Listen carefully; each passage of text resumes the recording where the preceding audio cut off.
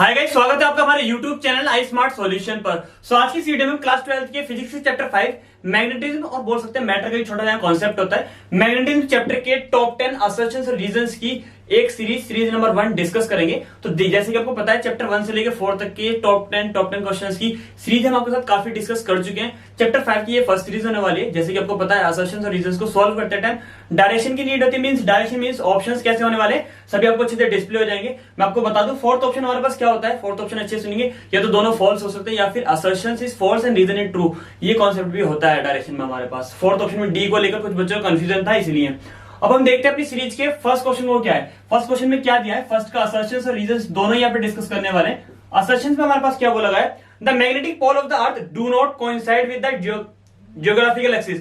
बिल्कुल नहीं करते, वो तो पता ही आपको, डू नॉट ही बोला है, ठीक है। जियोग्राफिकल एक्सिस का वो बिल्कुल भी कोइंसाइड नहीं करते, डिफरेंट होते ना। रीजन में बोला है the discrepancy between the orientation of the compass and true north south direction is known as magnetic declination. आपने इंक्लिनेशन और डिक्लिनेशन वाले बोल सकते हैं। डिप एंगल वाला आर्टिकल क्या होगा, काफी इंपॉर्टेंट है, ध्यान रखना है। हमने उसके हॉरिजॉन्टल और vertical components of magnetic field के करे हैं, BH काफी इंपॉर्टेंट कॉन्सेप्ट है, उसे प्रिपेयर जरूर करें। इस चैप्टर से उसके आने के चांसेस बहुत ज्यादा है, तो ध्यान है इससे रिलेटेड दोनों ही कॉन्सेप्ट ठीक है। यानी कि अपनी सीरीज का फर्स्ट क्वेश्चन का फर्स्ट ऑप्शन बिल्कुल करेक्ट है, ए, जिसमें असर्शंस भी ट्रू है, रीजन भी, और रीजन असर्शंस की करेक्ट एक्सप्लेनेशन भी है ना, क्योंकि उसे डिक्लिनेशन बोलते हैं। सीरीज सेकंड बोल सकते हैं। सीरीज फर्स्ट के सेकंड क्वेश्चन में क्या बोला है, यहां बोला गया magnetic susceptibility is a pure number होता है। कैसे होता है मैं आपको थोड़ा सा बता दूं।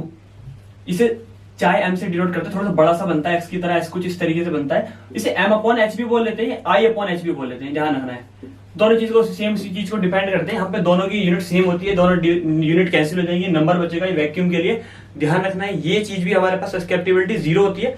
एक छोटा सा पॉइंट और बता दूं, यहाँ पर हम इंटेंसिटी और ये अभी बता देंगे, वैसे नेक्स्ट क्वेश्चन भी सेम से रिलेटेड आएगा। डायरेक्टली प्रोपोर्शनल होते हैं, ये इनवर्सली प्रोपोर्शनल है, छोटा सा ही कॉन्सेप्ट है। उन्होंने बोला ये प्योर नंबर है हमारे पास। सस्केप्टिबिलिटी हाँ नंबर है, ठीक है। असर्शन तो ठीक है।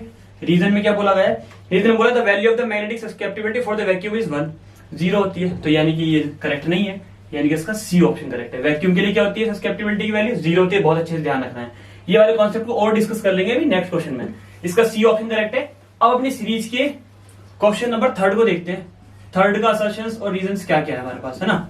थर्ड के असर्शंस में क्या बोला गया है, susceptibility is defined as the ratio of intensity of the, अभी बताया मैंने, आई अपॉन एच, ठीक है। Intensity of the magnetization I and to the magnetic intensity H, इसलिए रेशियो की इक्वल होती है, नंबर होता है, ठीक है। ये तो ठीक है, ये वाली बात तो अभी हमने फॉर्मूला में डिस्कस कर लिया। रीजन में क्या बोला है, greater the value of the susceptibility, ये ग्रेटर होगी, number of the value of the intensity of the magnetization smaller, नहीं ग्रेटर, दोनों स्मॉलर कैसे हो सकती है, दोनों डायरेक्टली प्रोपोर्शनल है। डायरेक्टली प्रोपोर्शनल इसका मतलब क्या है, ये ग्रेटर होगा तो ये भी ग्रेटर होगा, यानी कि ये करेक्ट नहीं है, ये करेक्ट नहीं है, तो सी ऑप्शन करेक्ट है हमारे पास, ठीक है। अब अपनी सीरीज के क्वेश्चन नंबर 4 को देखते हैं। 4 में हमारे पास क्या बोला गया है। फोर्थ क्वेश्चन में हमें दिया गया है असर्शंस और रीजन।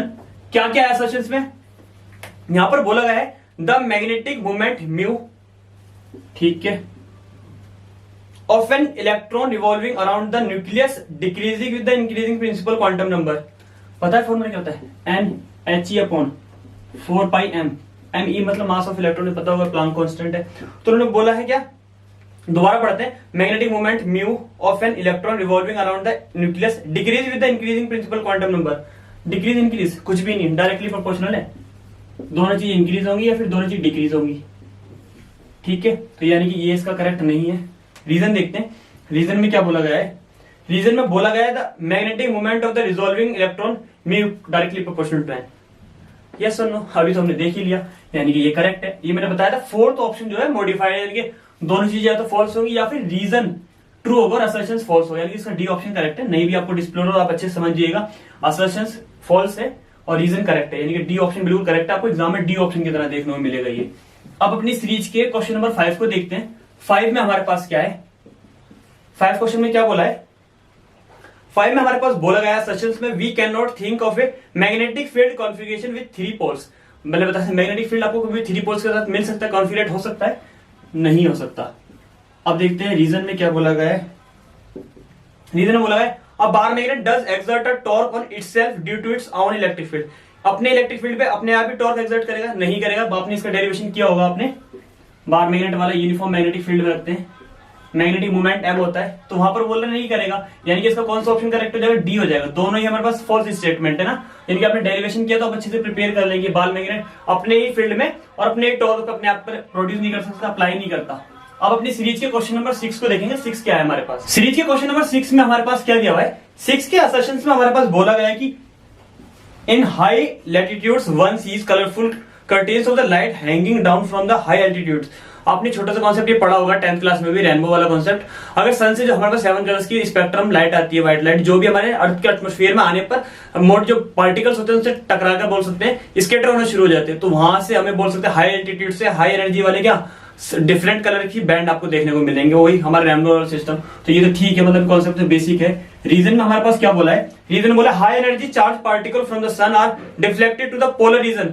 बिल्कुल ठीक है, polar region the magnetic field of the earth, earth के मैग्नेटिक फील्ड में आके क्या करते हैं वो पोलर रीजन पे डिफ्लेक्ट होना शुरू हो जाते हैं। ये भी ठीक है, दोनों चीजें करेक्ट है, तो हमारे पास फर्स्ट ऑप्शन करेक्ट है इसका ना। अब अपनी सीरीज के क्वेश्चन नंबर 7 को देखते हैं। ये थोड़ा थ्योरेटिकल पार्ट है, आपको थ्योरी आपको सीरीज के क्वेश्चन नंबर 7 को देखते हैं। 7 का हमारे पास असर्शंस क्या है और रीजन क्या है। 7 में हमारे पास अच्छा सा कॉन्सेप्ट दिया हुआ है, बोला गया है कि the true geographical north direction is found by the using a compass needle. Compass needle से जियोग्राफिकली हमने कंपास के नॉर्थ साउथ डायरेक्शन को बोल सकते हैं, हम क्या कर सकते हैं, फाउंड कर सकते हैं। तो इसका असर्शन तो करेक्ट नहीं है। रीजन में देखते हैं, the magnetic meridian of the earth is along the axis of the rotation. नहीं, मैग्नेटिक मेरिडियन बोल सकते हैं, मैग्नेट के नॉर्थ साउथ डायरेक्शन से पास होती है। और axis of the rotation of the अर्थ ये क्या होता है, ये हमें क्या चीज देता है, ये हमारे पास जियोग्राफिकल नॉर्थ साउथ देता है, यानी कि इसकी ये भी करेक्ट नहीं है, ये भी, यानी कि इसका डी ऑप्शन करेक्ट है क्वेश्चन नंबर 7 का। अब सीरीज के 8th क्वेश्चन को देखते हैं। 8th में हमारे पास क्या बोला है, 8th का असर्शन हमारे पास दिया गया है कि ए डिस्क शेप मैग्नेट, ठीक है, is deviated above a super conducting material that has been cooled by liquid nitrogen. तो हमें डिस्क शेप की मैग्नेट किसी भी डेविएटेड अबव है सुपर कंडक्टिंग मटेरियल के ऊपर रखा जाता है। तो मैं इसको थोड़ा सा कॉन्सेप्ट बता दूं, जो ये जो हमारे पास बोल सकते हैं सुपर कंडक्टिंग, जो हमारे पास शेप्ड सुपर कंडक्टिंग मटेरियल होता है, और ये मैग्नेट के ऊपर रखने के ऊपर एक दूसरे को रिपेल करते हैं। क्यों करते हैं, ये हमारे पास डायमैग्नेटिक की नेचर वाला होता है, एक दूसरे को रिपेल करते हैं, जिससे कि हायर फील्ड से लेकर लोअर फील्ड की तरफ टेंड होना शुरू हो जाता है, जिसकी वजह से हम बोल सकते हैं इसका ये कॉन्सेप्ट तो बिल्कुल ठीक है। लेकिन रीजन में इन्होंने एक छोटी सी बात बोली है, वो भी थोड़ी सी अच्छी है। Super conductor repel a magnet, अभी तो बोला था रिपेल ही करते हैं किसी भी सुपर कंडक्टर को किसी भी मैग्नेट के ऊपर रखने के लिए। तो इसके दोनों ही ऑप्शन करेक्ट है ना, ए और बी, यस दोनों असर्शंस भी करेक्ट है, रीजन भी करेक्ट है। अब अपनी सीरीज के क्वेश्चन नंबर 9 को देखते हैं। 9 में क्या बोला गया है, क्वेश्चन नंबर 9 का हमारे पास असर्शंस में बोला गया है कि मैग्नेटिक रिजोनेंस इमेजिंग, एमआरआई आपने सुना होगा, बोल सकते किसी को भी और बॉडी के चेकअप कराते हैं, पूरी फुल बॉडी चेकअप में एमआरआई का यूज किया जाता है।